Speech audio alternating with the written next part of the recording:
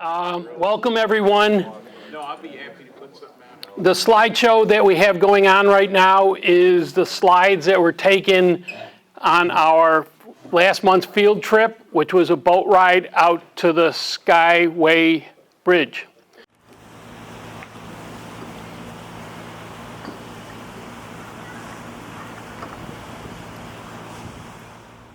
I have to tell you, and I don't profess to be a very good photographer, but listening to most of the photographers on the boat, that was probably one of the most challenging photo shoots that we've ever been on. A low light situation on a moving boat where you can't use a tripod, and probably didn't want to use a tripod, and I'm surprised that we were able to come out of it with some quality photos that we were able to get. So those that were able to get some photos, congratulations. I was excited about seeing the bridge, especially from the viewpoint of the water. Just the opportunity to see the bridge from the water side. I was anxious to be able to photograph the bridge with the setting sun from the east side of the bridge looking west, which you really can only do from a boat.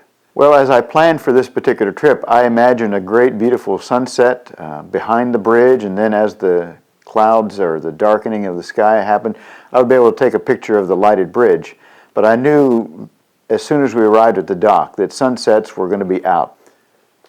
Before we got on the boat, I was picturing that we would see a spectacular sunset with the bridge silhouetted in front of it, beautiful reddish orange sky. I wasn't actually sure what was going to happen, but I was hoping for the spectacular sunset. I'm just here to learn and how to use the camera. I see, okay. I was hoping that we'd get spectacular shots, at least spectacular views of the bridge from the boat angle. I was very excited when we first saw the bridge. I was still concerned at that point about the choppy waters, the movement of the boat. As we were approaching the bridge, I realized two things. One is that we weren't going to make it as far as the sunset. But that didn't seem like too much of a loss because it was so overcast that we really didn't have a sunset to speak of. Once we got to the bridge, I was a little disappointed because it was still daylight and the bridge looked kind of gray and it was way off in the distance when I first saw it, and I thought, oh dear, this isn't going to be worth much of anything. But of course we got closer, and then the darker it got, the more excited I became about being able to get the pictures right and get the best shot of my life. The weather wasn't cooperating. There was no sunset to be had. The clouds were thick, it was getting stormy, and there was even a possibility we'd not even make the trip because of the seas being too high. In preparing for this trip, to be able to photograph from a moving boat, I did some research and I came up with a plan that I would not take a tripod because it's sitting on a moving platform and doesn't work too well. I would use my body as a shock absorber, hand hold everything. My lens has got a vibration dampening system in it. I set the shutter speed to 1/180th of a second. I had the lens wide open, and I let the auto ISO run to whatever it needed to get a proper exposure. Oh, I also put the camera on burst mode. I'm going to put the camera into burst mode. Fuji calls it continuous, and there's 5 frames per second, so that when the shutter is tripped, the camera is firing continuously 5 frames per second.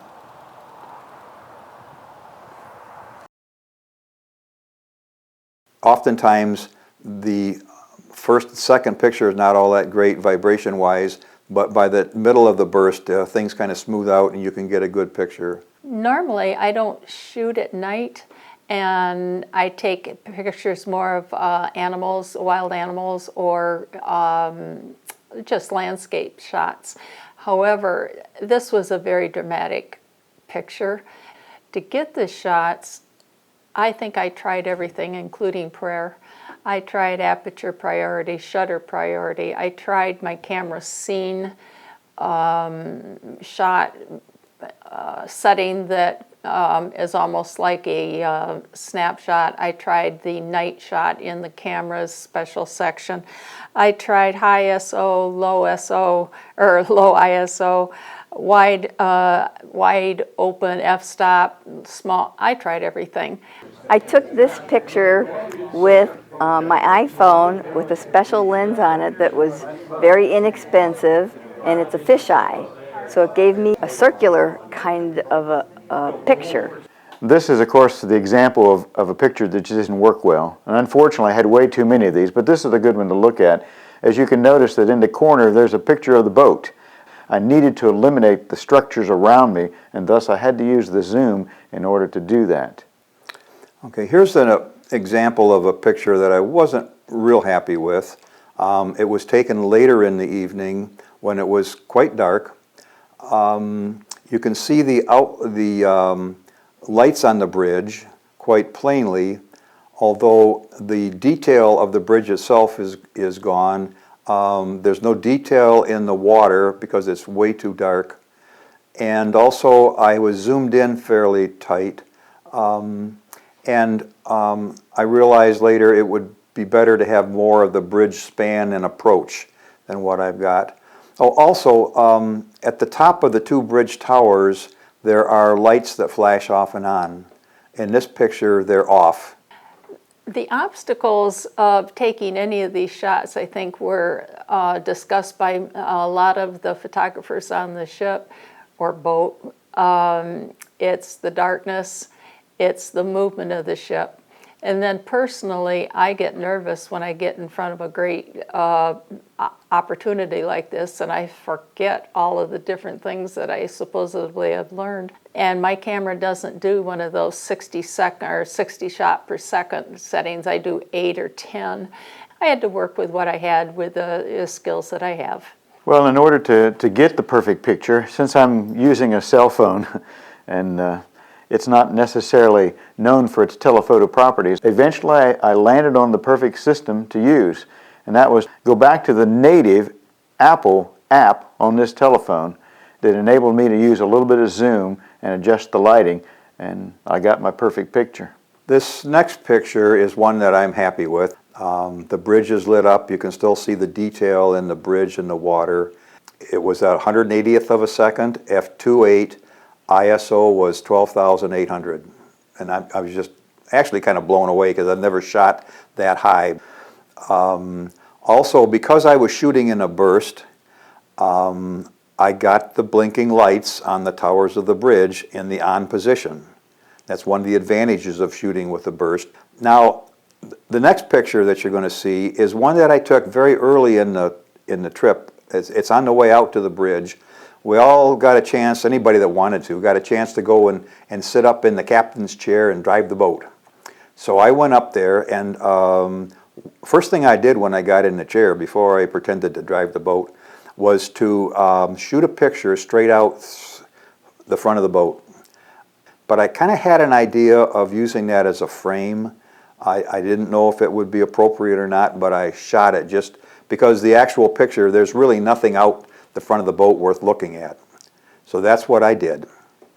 And now the third picture here is some work in Photoshop where I've taken and combined that picture of the controls of the boat and the steering wheel and such with that second shot of that I really liked of the bridge. It has that bridge framed in a different kind of a frame than it was normally done.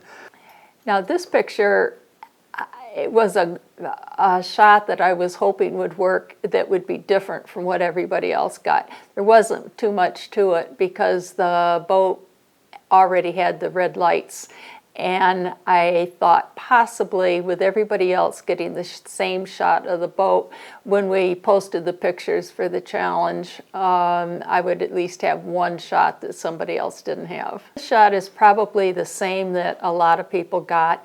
And no, I didn't know it was going to turn out really quite well when I got it, because I was shooting probably the 10 shots per second. I also put it on high ISO, and I told one of the people I was with that if it was an agricultural shot, I probably would have won the award for grain in my pictures. But I was really happy that this one at least turned out sufficiently good to edit and make it look nice. I decided I would take people shots first, so I went around the boat and I asked people if I didn't know them, who they were, and could I take their pictures. And so I had easy shots with the fisheye, but then I wanted to see the bridge. So with the bridge, I used the telephoto aspect of this, and it zoomed way in close on the bridge as far as this lens would take me. And I actually got a shot of St. Petersburg City under the bridge with it. So it was a pretty shocking good shot. There were many obstacles that each of us had to face on this particular photo outing. The first and foremost was the fact that, as mentioned, the seas were very choppy. So I would guess the obstacle between the crowd and the moving boat made the evening rather difficult. However, patience always wins out. And in this particular case, after about 55 to 60 different takes, I was able to find one of those pictures that was a keeper. There were a number of obstacles on this trip.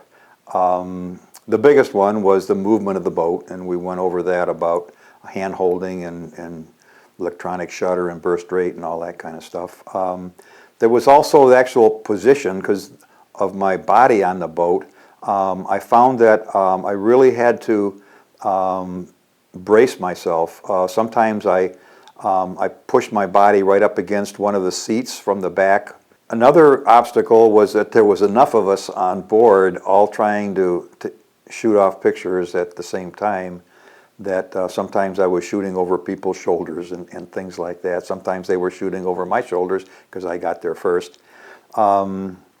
Another thing was I brought two lenses with me, and the boat was moving around enough where I just didn't want to set any kind of equipment on the table that was in front of us there.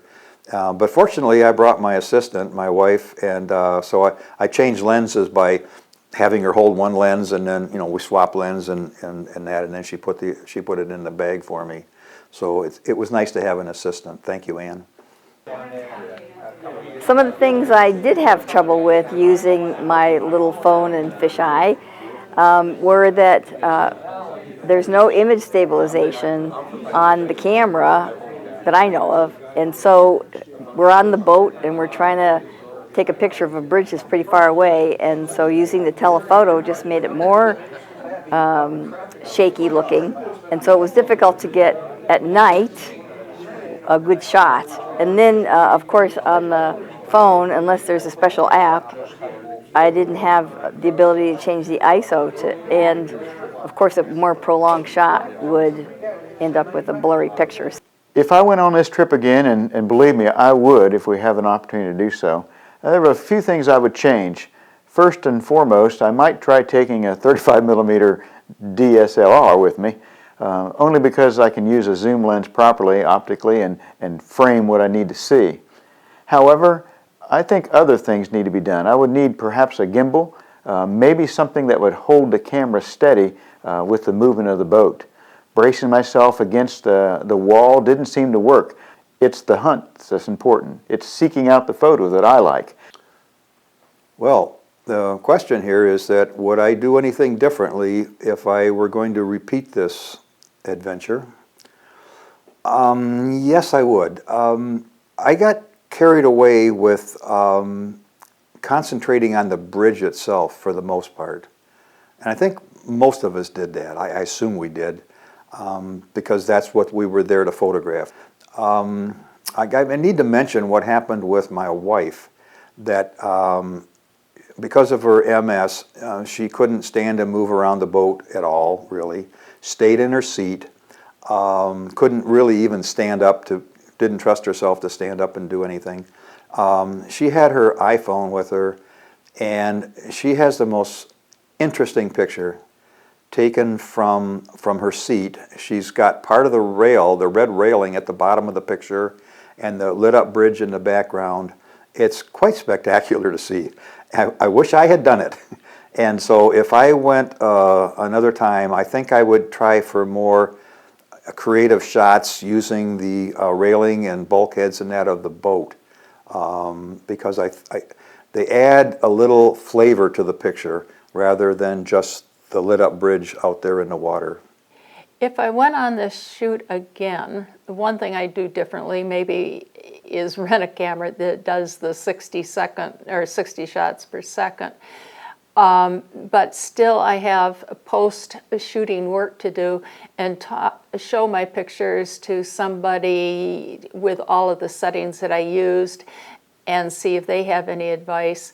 And that's what I hope there's a workshop of some sort in the future that we can discuss, or at least go over all of the ones that turned out decent and see if I can use that as a regular setting in the future. What I would take to this trip the next time that I learned from this one is where I would sit in the boat. I was somewhere in the middle, and on the occasion I would walk around to look at other spots, and I found out the movement of the boat seemed to be greater at the front or the back. So when I stayed more in the center of the boat on the edge, I was able to see a more even movement of the boat.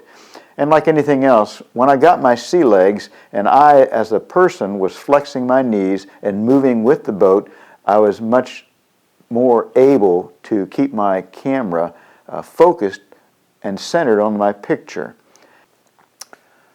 I learned a few things on this trip, this boat trip. The biggest thing that I learned is really how far I can push the camera, or how far the camera will take me in my photography, because it's a fairly new model, and the ISO capability is nothing but astounding, I think.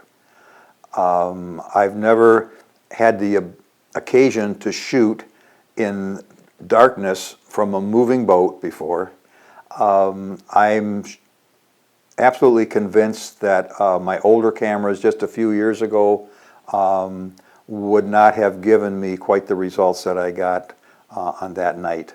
So it was a benefit to me to learn just how far I can take the ISO up, and what quality of images with the lens wide open, and how well the shutter anti-vibration system works. I was very happy with it. What I learned, I think, from the photo shoot, of course, is that practice makes perfect, that the more times I go out in that kind of a setting, the better chances are that I'll be able to do it better. In addition to that, I would be more comfortable with my skills or lack thereof and either expect less of myself or be more reasonable with myself in terms of less nervousness and go with the settings that that I've learned previously would work. And I think therefore I would have the camera all set and be ready to go. So I think I did learn, and I hope to learn more as we discuss the pictures in the future.